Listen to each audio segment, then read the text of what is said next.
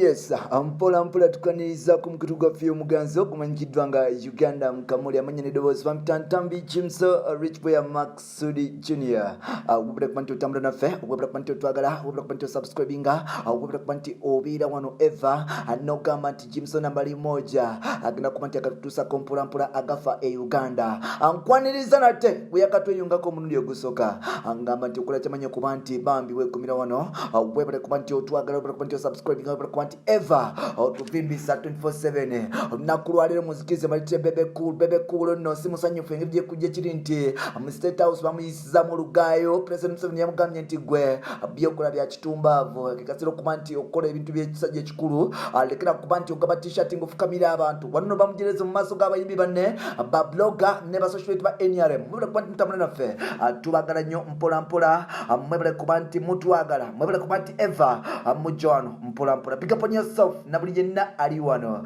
Katongole ogamba otya, katongole ogamba otya, Julio ogamba otya, Jordan Uganda ogamba otya, batali bange mwenna mbatumiddeko, mwebale kuba nti mutambula naffe olunaku lwaleero muzikirize ngende straight to the point. Yes, biki ebiffe Uganda gati ge twafunye. Now according to African Social Television News, yes, according to African Social Television News, linono lupapula lwa mawulire lwa online nga luva Uganda lulaga nti obolyao Bebe Cool si musanyufu. Wabaddeyo ka meeting kabaddeyo nga ba socialite bayimbi kugata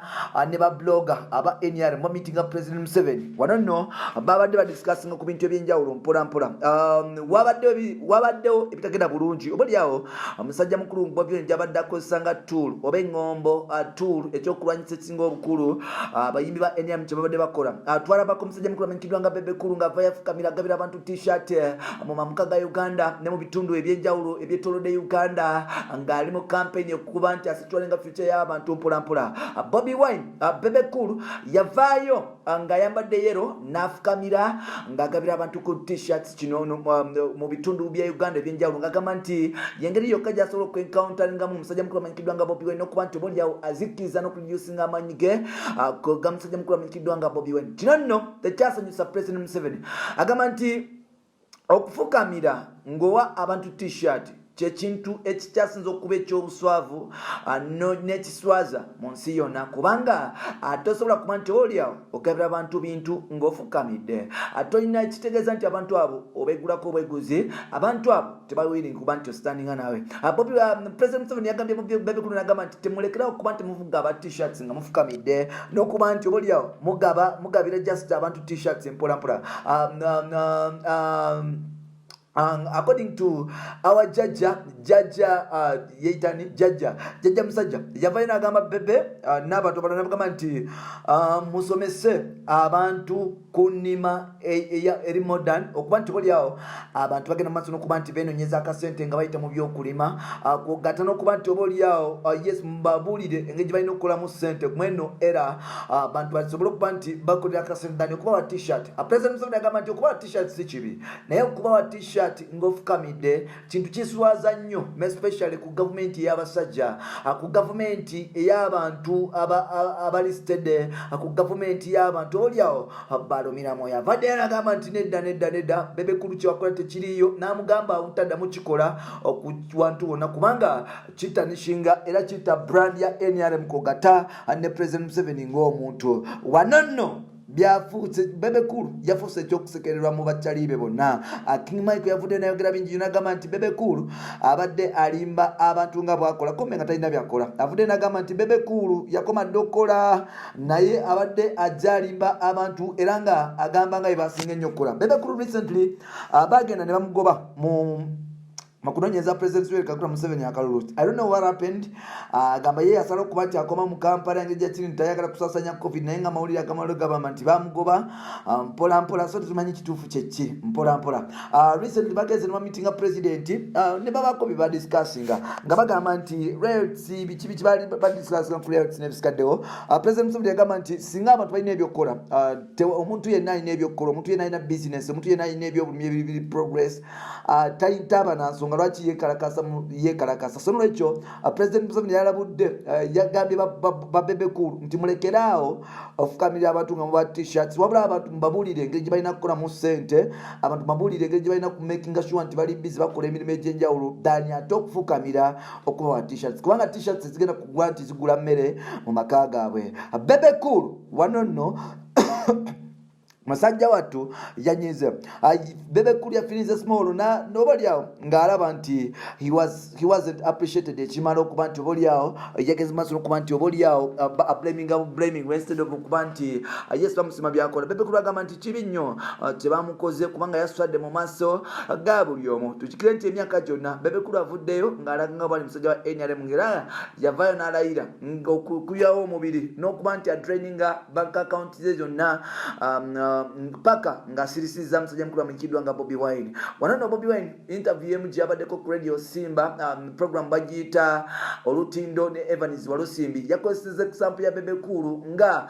failure of the regime ngagamba nti regime yagana okuba nti ekolera abantu ebintu bye balina okuba nti ekolebwa okujjako okuba nti okozesa abayimbi okugaba t-shirts nga bafukamidde. Agambye nti abayimbi nga bamugaba t-shirts yagambye nti abayimbi nga bagaba t-shirts nga bafukamidde kasero okuba nti obolyawo bafukamirira bannayuganda nga bakyusa obukulembeze n'okuba nti obolyawo bagezaako okuba nti balwanidde bannayuganda. Bano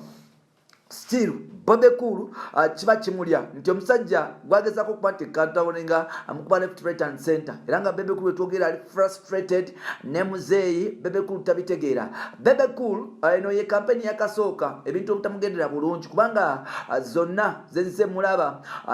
natandika okulaba Bebe Cool ebyaddala mu 2005 awo nga tugenda mu kalulu ka 26 yes ngali ku NRM omusajja oyo yatambula ne NRM Uganda yonna mpola yakuba akayimba bakayita movement twagala kutuza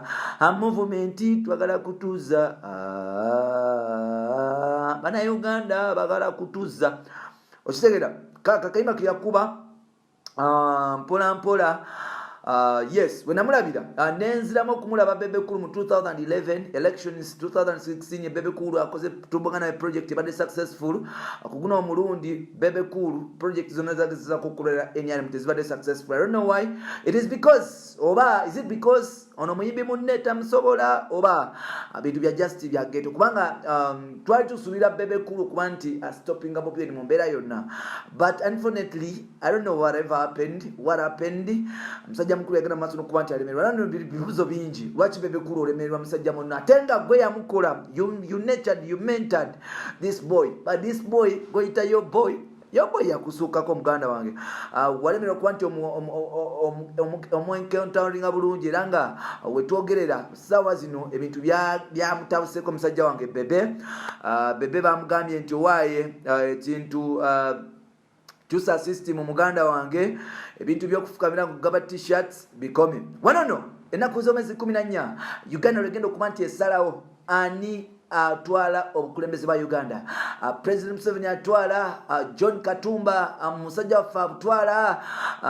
mkyala waffe ono Nancy Kalemba abutwala mkyala Musogoyo then musajja mukulu amanyikiddwa nga General Mugisha Muntu anatwala Eri Tumwina anatwala oba musajja waffe Bobi Wine anatwala wanona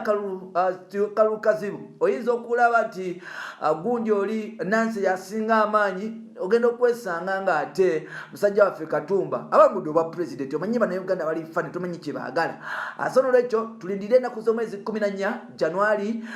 tugende mu kulonda ngenda kusaba mu na Uganda ina gendo kulonda gendo olonde ne dembe bannange temunyigiriza mu vuyo mukole ebintu ebisana mukole ebintu ebigenda obolyawo okutwala Uganda yafe mu maaso Uganda nene kufenna Uganda nene kunze nawe n'abafuzi abagiriko Uganda nene kulyomu Uganda eno twagisanga wera tugenda girekawo esigale nga weeri emyaka na mirembe sono lwecho bwe tuba tukole ebintu byonna tusoke tukulembeze Uganda ng'ekikulu nsaasira mwenna abakulembeza amawanga g'ebweru mu bintu byaffe ngamba nti muswadde mulina okuba nti mukulembeza eggwanga lyattu Uganda muli promoting tulitunde olwo nno